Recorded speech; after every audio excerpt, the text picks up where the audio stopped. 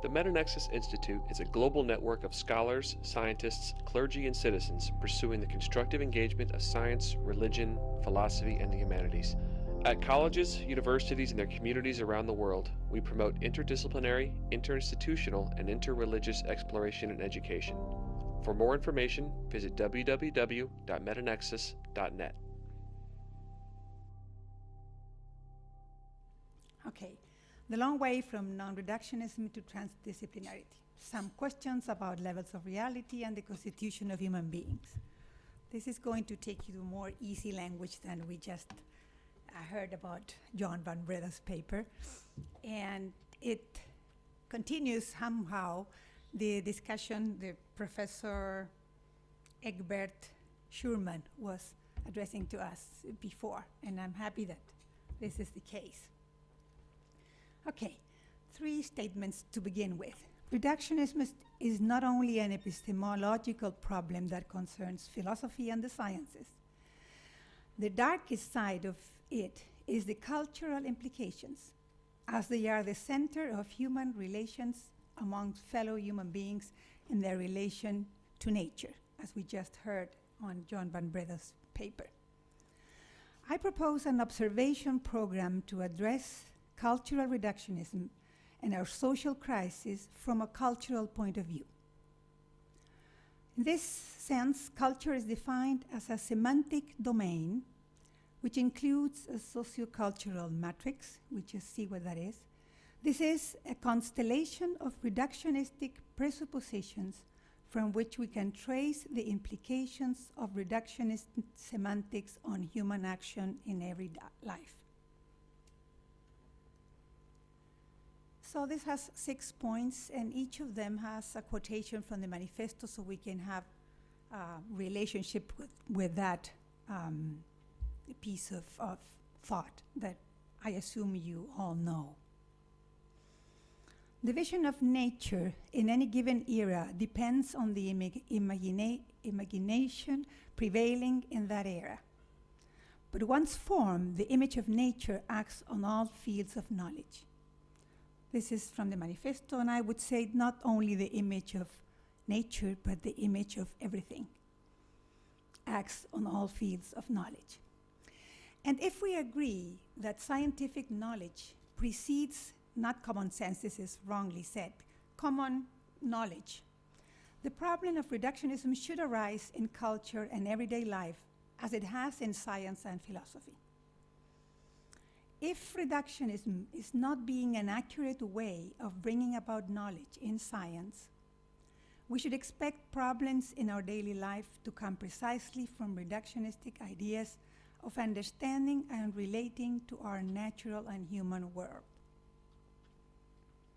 From a social science perspective, and this is where we're going to address what we are saying now, hoping to contribute with knowledge to social change brought about by public and private actors, we are concerned with reductionism because it implies particular ideas on our everyday approach to reality, in which our own notion of human reality is a key presupposition that guides our action towards nature and our fellow human beings. As our friend there was asking who is the agent, this is addressed to private and public agents, as everybody can do something in bringing about change. So, reductionism in culture. Again, from the manifesto. Paradoxically, everything is ready for our self-destruction, but at the same time, everything is also in place for a positive mutation, comparable to the great shifts in history. Professor Schurman was talking about a paradigm change in culture, and this is addressing almost the same idea, I would say. So I propose a sociocultural perspective that means that society is an emerging autonomous level of communications that organize themselves into functional systems. This is taken from Niklas Luhmann, a sociologist, a German sociologist, and it takes only the description of how society can be best addressed in the present time as functional systems that emerge from communications between human beings. And from this approach, a specific sociocultural intervention strategy based on the proposed observation, in that it identifies those communications, those semantics, presupposed in social communications that have a direct, although not easily identified, relation to social problems that affect people in contemporary society. Remember, Professor Shugman just said that the technological thinking, the technological mindset was traced way back to Enlightenment, but people don't know that it is that way. So it's just presuppositions that are there, but nobody is aware of that, usually. So what are we saying about sedimented semantics? What is this? Sedimented semantics can be addressed as a constellation of presuppositions that guide communication. And this influence communications at every level. At the individual level, this is psychic systems in social systems theory by Luhmann. In groups, interactional systems, as we are having one here. In institutions, organizational systems, and in structural, which are society, and they're called functional systems. And our axiom would be here that all communication is founded on a constellation of presupposition. I think this is probably easy to accept. And we have a drawing there with two human beings having their presuppositions in their backsacks. The S is for Spanish, supuestos. It should be a P, presuppositions. Okay, 3, a systemic concept of culture, the semantic domain and the sociocultural matrix. This is where we're getting to. From the manifesto again, often unconsciously, a certain logic and even a certain worldview hide behind each action, whatever it may be, the action of an individual, of a collectivity, of a nation, of a state. This is what we are talking about. Such presuppositions can be heuristically treated and organized into what I have called a sociocultural matrix. This is just a model, it's not just reality is like that.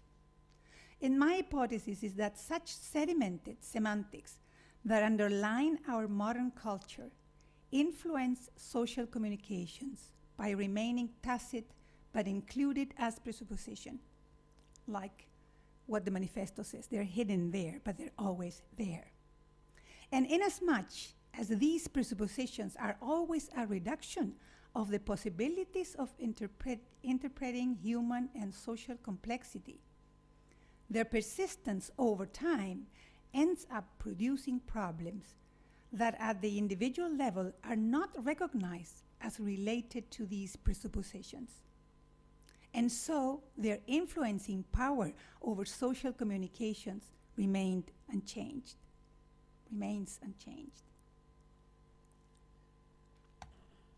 So here we have a drawing where makes a picture of what we are saying. We have at the, can you see the, oh yeah. This is where we live, our everyday flow of communication, construction of worlds, we say. We are not discovering, like John Van Breda was saying, we're not taking picture of reality. We are constructing our interpretations of reality, whatever level we're speaking.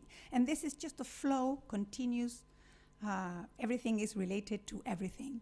But since we need to reduce complexity, we cannot have everything in our minds simultaneously. Communications organize themselves into systems, and this is also a model, it's not just the systems exist out there, and around political communications, and there is a system of politics, a system of economy, of education, religion, law. You can have, well, this is not This is not static. This evolutes, like when society is evoluting. But this is telling us that we are always in a reduction of complexity process, and that communications in that reduction of complexity process sediment and become presuppositions.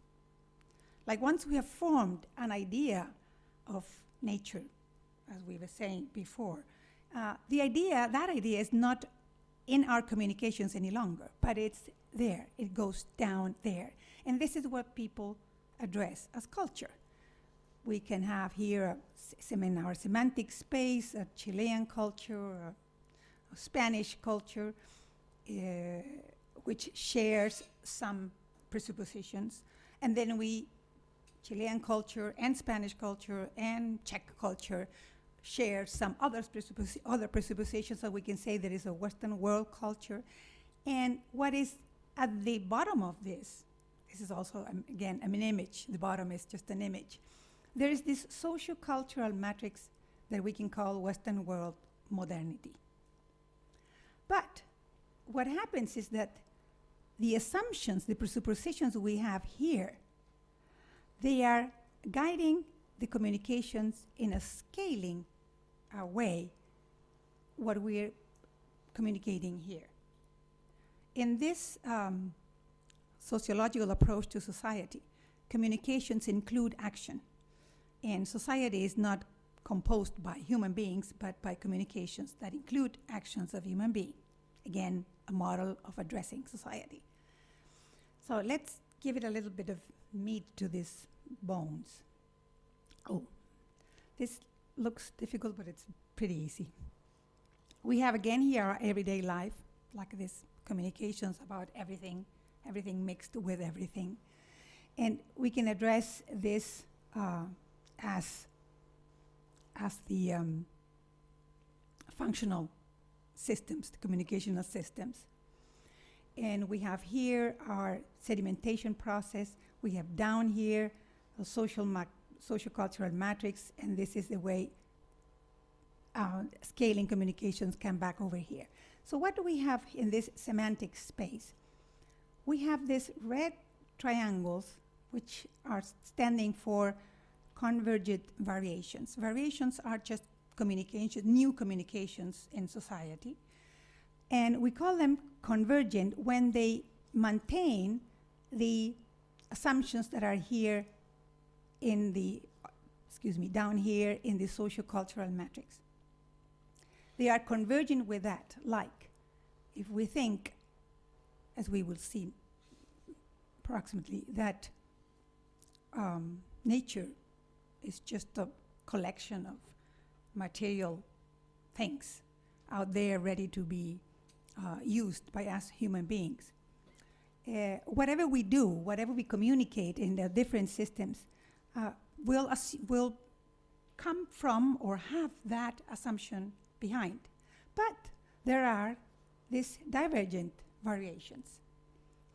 And those round green things stand for different, like almost everything we are saying in this seminar, in this conference.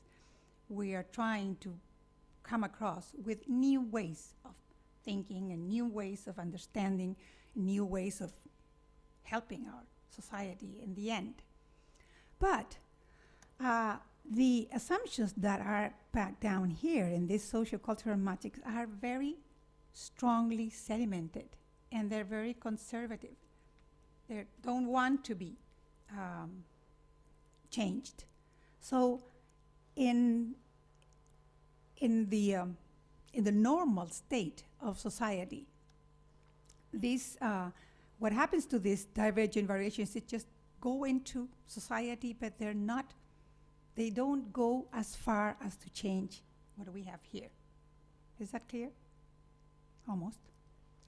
But what happens in some times in history, and this is when historians and scholars address as changing of epochs or changing of eras, what happened is that those divergent variations combine themselves and come in such a way that they combine themselves, and there are lots of them, and so they can actually change what it's in this socio-cultural matrix. Let's see an example of this with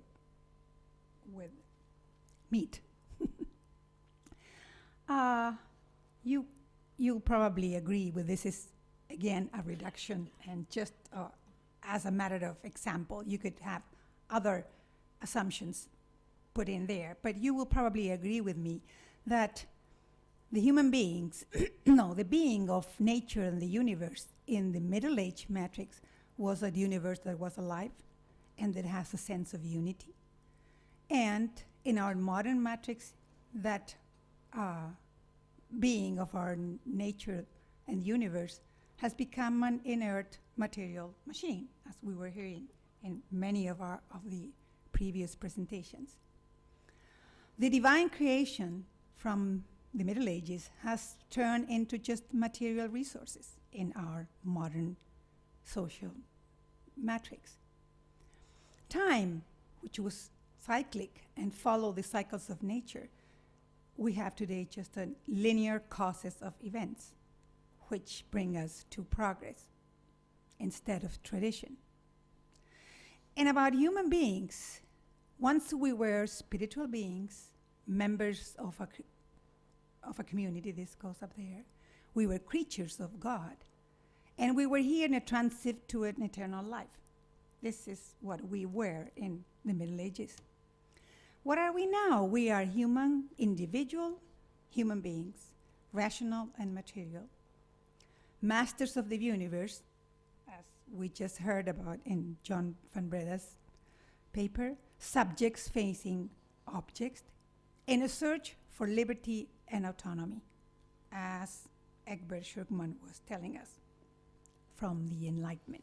This is not just coming from the Enlightenment. The Enlightenment was one of those stages of lots of green divergent, and it represented a real change, a real coming into a better world when it changed things from the Middle Ages.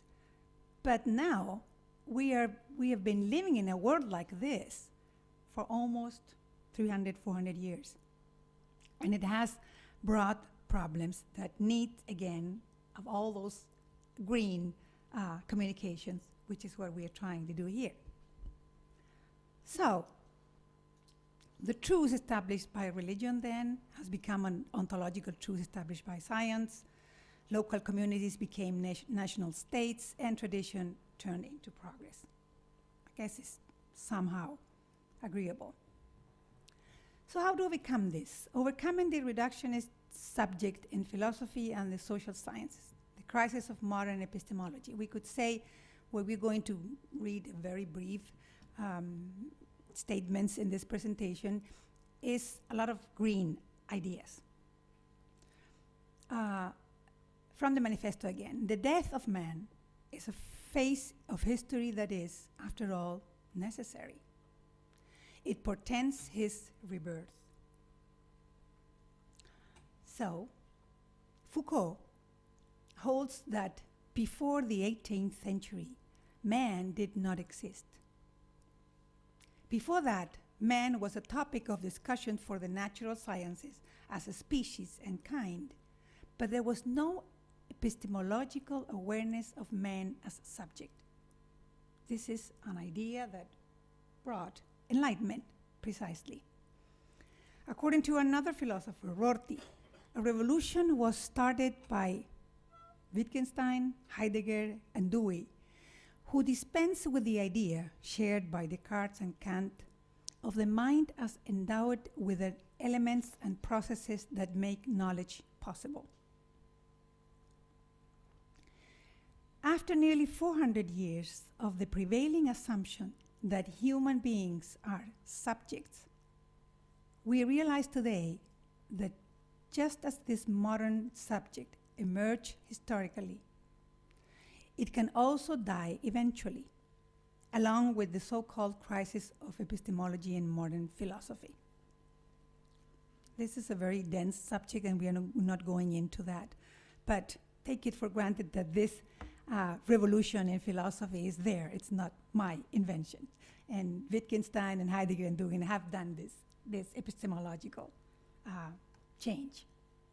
So this is just an example of how new ideas are being brought about against the reductionist subject. This is philosophy, but how does it come, does it affect our daily life or our cultural life? Overcoming the reductionist notion of subject. What are we up to propose in its stead?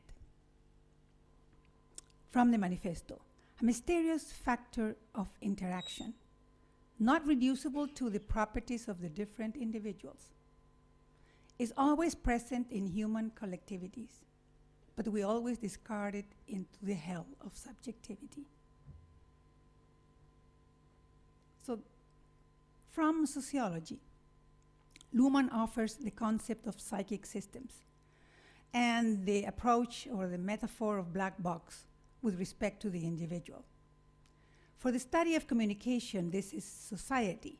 What is happening inside the individual is not theoretically relevant. This is not our approach. We don't want to address human beings as black boxes. How can we observe concrete individuals then, in their complexity, including their subjectivity, and including what the manifesto says about this collectiveness about human beings that is discarded into the hell of subjectivity? Culturally, it is possible to conceive of a continuum in which the individual is on one level of reality and has a constellation of unique presuppositions, each one of us. The interactional systems are on another level with shared presupposition, and so on until global society is reached. We can see it in an image. Each of us has his or her own presuppositions. They are formed from childhood and along our socialization. But we share some presuppositions with our gender, with our age group, with our family, with a subcultural or social strata, with groups, with a ethnia, with a national culture like the Chilean culture, with the Western world culture, and with this cultural matics of the Western world modernity. So this growing, expanding set of presuppositions that begin in our individuality and go as far as our Western culture in this sense. We could probably have a world culture soon, but at least still this is the biggest or the broadest frame where we are inserting some presuppositions. We can address this. How can we address this? Does the individual continue to be an individual inserted into the social situation that is in communication? And what we just saw? The individual is coupled with society through communication, but no longer as an individual. As what? If he's not an individual, does he stop being? The quotation marks attempts to skirt the ontological issue as it is an observation. This is just for now. Or does he continue being in an expanded conception of individual, to which individual semantics no longer apply, with all of their reductionistic burden that has been dragged along for nearly 400 years? Remember, this individual and being subject is what we have been criticizing in the previous presentations in what is our reductionist notion of a human being today. It is society in its emergent level of communication that will, in the end, select new semantics that will undergo a sedimentation process to end up replacing the presuppositions in our modern sociocultural matrix, and thus start orienting social communications in a new direction. But it is up to us, humans, in the environment of society, as this theoretical approach states. It is in us human to irritate social systems with our new semantics, aiming for them to be selected and restabilizadas in society. 5 minutes. 5 minutes, okay. This is, I think, our last. So, challenges for TD is what I am, okay. We are but beginning the exploration of different levels of reality, joined with the different levels of perception. This exploration marks the beginning of a new stage of our history based on the knowledge of the outer universe in harmony with the self-knowledge of the human beings. So will the new semantics, according to this, will the new semantic that will sediment into a new presupposition about the human being from a TD perspective? Will it come from a postmodern one, which are also communications going out into society, or a neo-fundamentalist one? It's not only us from TD, but there are many other green new communications, divergent variations there outside there in society. Evolution and our ability to get our ideas through the functional communicational systems have the final say. There are two major social systems that are crucial: science, and through it, education, and the second one is mass communications. So here lie the two major challenges for TD.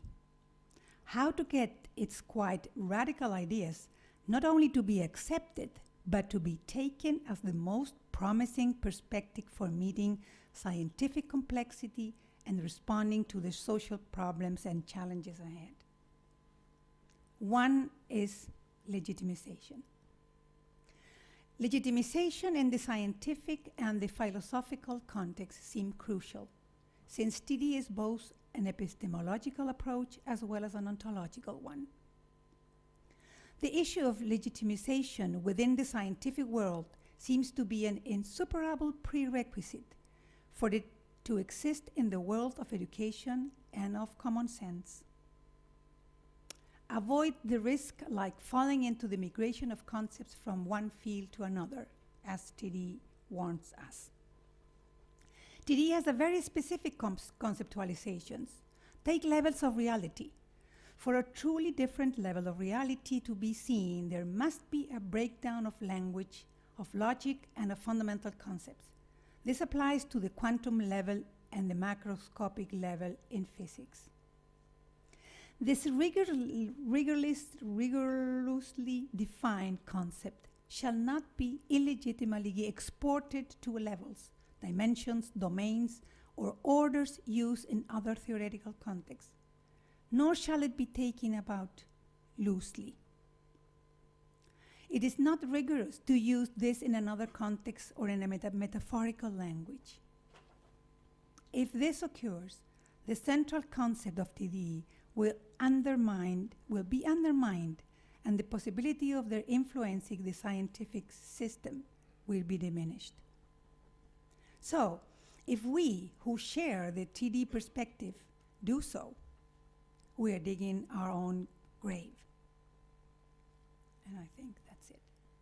No, just this is the last. 1 more minute. So, challenges for TD. Culture and the new notion of the human being. TD offers the possibility of addressing the continuum in which being human happens in just one level of reality, while in others we human cease to be individuals but still are. To TD, we human beings are transdisciplinary subjects who have a flow of consciousness in an isomorphic relationship with the flow of information that moves through the levels of reality.